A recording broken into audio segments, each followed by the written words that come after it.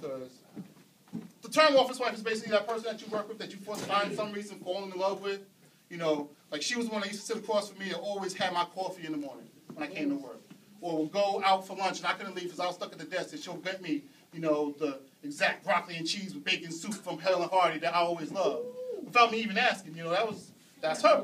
That's love. You know, she's the one that, you know, when I would dump my umbrella inside the stand for everybody in the office, she would put it underneath her desk so nobody can steal it because it was so fucking cool.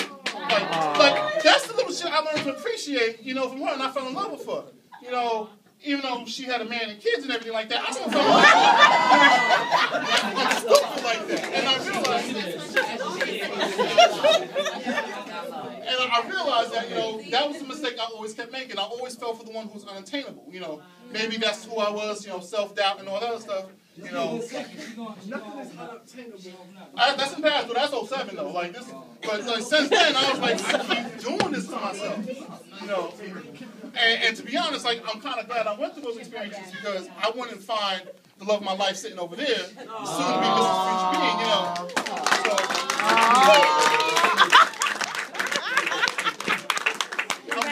I went through all that shit because I also appreciate the little things that she does for me, you know, so it's learned to make me appreciate all the little things in life. And then it just started me thinking that, you know, this is the shit that I always went through from high school on, that, you know, I find one who I know I can't get, and I'm like, I'm going to focus on you because I'm dumb. So this is the Dear Jane letter to crush number 19, the office one. I'm old, motherfucker. I'm old.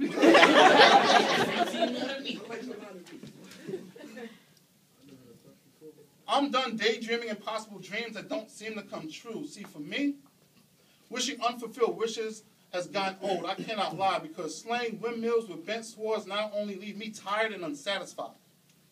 I want to name her, declare her to the universe in hopes that angels grant my wish. But I have to call her forbidden. Because she is off limits, yet she makes my mind want to trespass, hop the fence of workplace decorum, pick the lock of her psyche, and break windows when tossing out employee handbooks. I want to place her name at the top of this poem so when I flip through spiral notebooks looking for a blank page and inspiration, I stop, just to read about her again. But I have to call her forbidden. But really, who am I kidding? Those close at home know the story all too well, no matter how many women play the lead, and those at work will surely have figured this out by the 51st word. So now I can't even leave this lying around and it can easily go in her inbox just to make office gossip more juicy.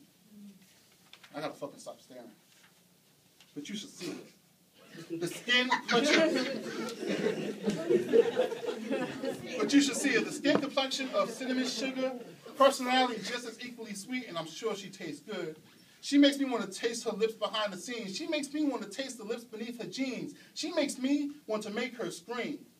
Cries of passion in languages I should have paid more attention to in class, because honestly, if someone had told me then that this is why you need to learn Spanish, I would have sat up straight.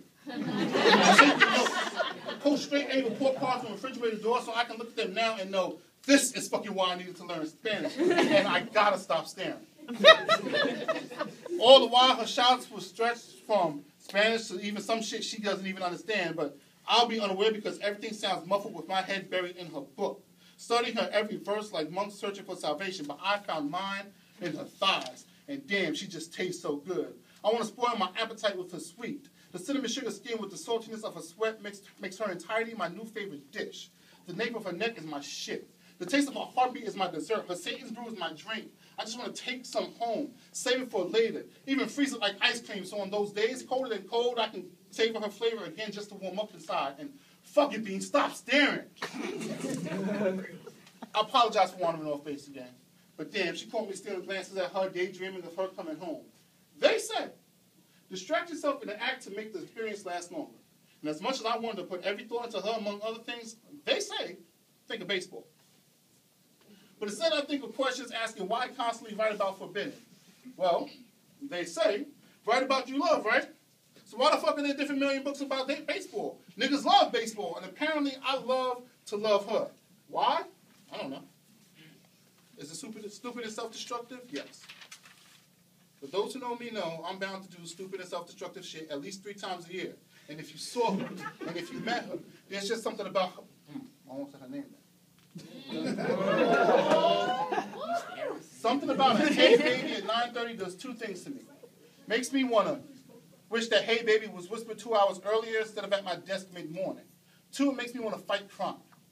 Maybe not bank robbers with money bags and bandit masks found in silent pictures, but maybe her man. Because it is downright illegal for him to have someone so everything and not see it, to have everything and not appreciate it, not want to see what forever looks like with her.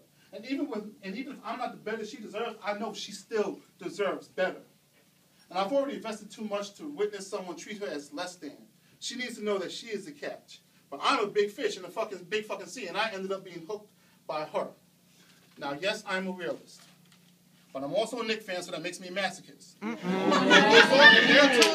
There are times when my ego cuts in line in front of my cynicism, causing scuffles that leave me cocky and stupid. Her name is forbidden for a reason, and no amount of Lancelot complex mixed with a Don Quixote gumption is going to change the fact that she is off limits. And I need to stop staring.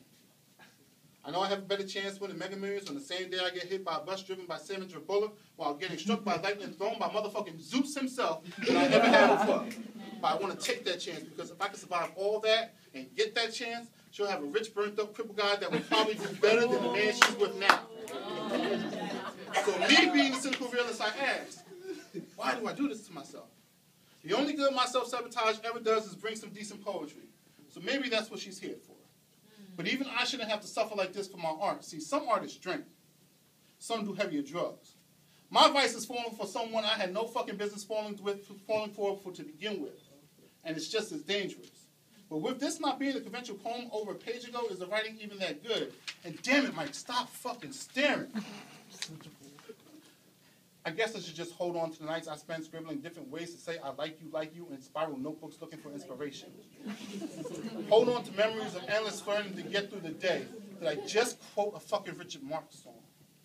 She has me foregoing my gangster and showing my age, but I guess I'll just leave it well alone because holding a candle for some bitch who can't see the light just leaves me, well, alone.